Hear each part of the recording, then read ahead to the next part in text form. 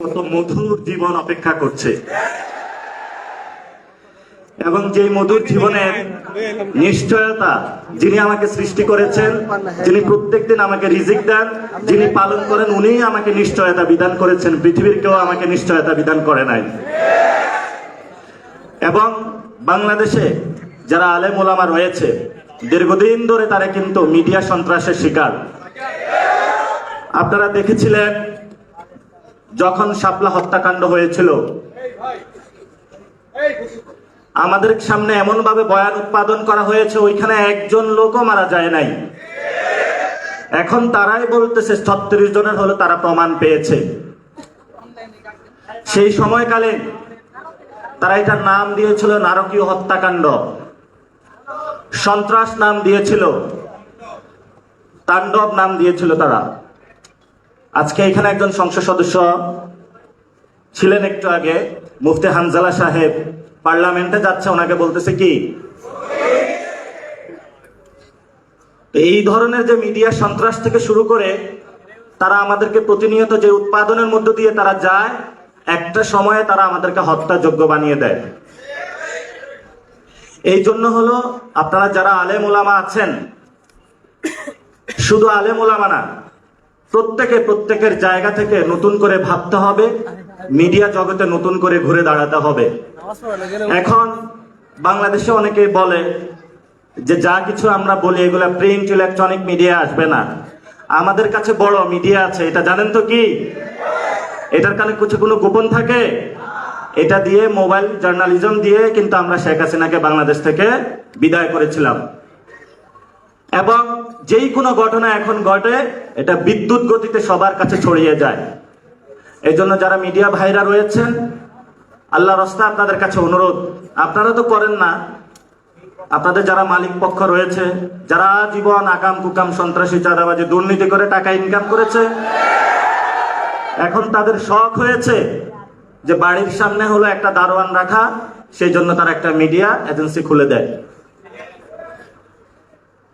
তো এই যদি হয় মিডিয়া ইন্ডাস্ট্রি বাংলাদেশে, তাহলে বাংলাদেশের ভবিষ্যৎ, যেটা আমরা সংবিধানের স্বীকৃত বিষয় অনুযায়ী যে ফ্রিডম, প্রেস ফ্রিডম, সেটা তো বাংলাদেশ অনেক তলানিতে আছে। তাহলে সেটা থেকে আমরা কিভাবে মুক্তি পাবো, এটা আমাদেরকে মন্ত্রী মহোদয় দিক নির্দেশনা দিবেন।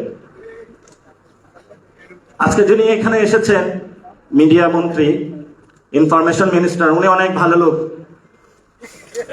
উনি 90-এর সেখান থেকে আমরা ঢাকা শহরে বিভিন্ন আড্ডা হতো, উনি কিন্তু বড় মাপের একজন ফিলোসফার। আবার তা আমরা বলবো যে মিডিয়া সেক্টরটা আপনার হাতে গিয়েছে, আপনি এটা যদি সুন্দর করে গড়ে তোলেন, আমাদেরকেও একটু অ্যাক্সেস দেন, আমাদেরকেও জঙ্গি না ভাবেন, আমাদেরকেও বাংলাদেশি হিসাবে ভাবেন, সার্বভৌমত্ব ইসলামের অতন্দ্র প্রহরী হিসাবে ভাবেন, একটু সুযোগ দিলে আমরা বাকিটা ইনশাল্লাহ করে নিতে পারবো।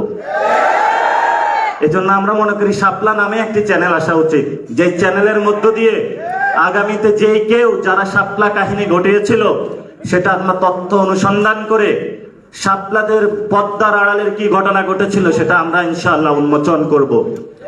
শেষ কথা যেটা বলবো, হেফাজতে ইসলামের সেই শাপলা যারা এসেছিল, মেসাকার চালানো হয়েছিল, দাবিগুলো কি আপনারা ভুলে গিয়েছিলেন?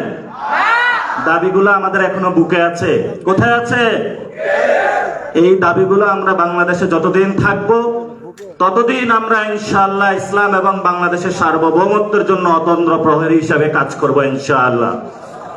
আপনারা জানেন আমাদের সীমান্তে গেরুয়া সন্ত্রাস এসেছে।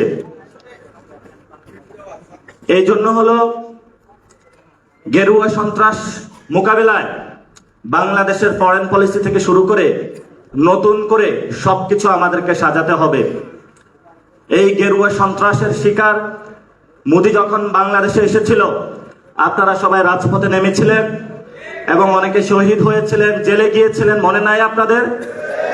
সেই ভাইয়ের কথা যদি মনে থাকে, রক্তের উপরে দাঁড়িয়ে হলেও যদি বাংলাদেশে কোনো গেরুয়া সন্ত্রাসের একটু ছিটেফোঁটা আসার চেষ্টা করা হয়, আমরা রক্ত দিয়ে ইনশাআল্লাহ প্রতিরোধ করব তাদেরকে। সে আহ্বান রেখে আমি আমার কথা শেষ করছি। দোয়া করবেন, ভালোবাসা থাকবে, আপনাদের মধ্যে জায়গা দিবেন, আপনাদের বাসায় দাওয়াত দিবেন, মাদ্রাসা দাওয়াত দিবেন, আসবো যাব, আপনাদের সাথে ঘুমাবো থাকবো ইনশাআল্লাহ। তবে গেরুয়া সন্ত্রাস বাংলাদেশে আমরা কায়েম হতে দিব না ইনশাআল্লাহ। আসসালামু আলাইকুম ওয়া রাহমাতুল্লাহি ওয়া বারাকাতুহু।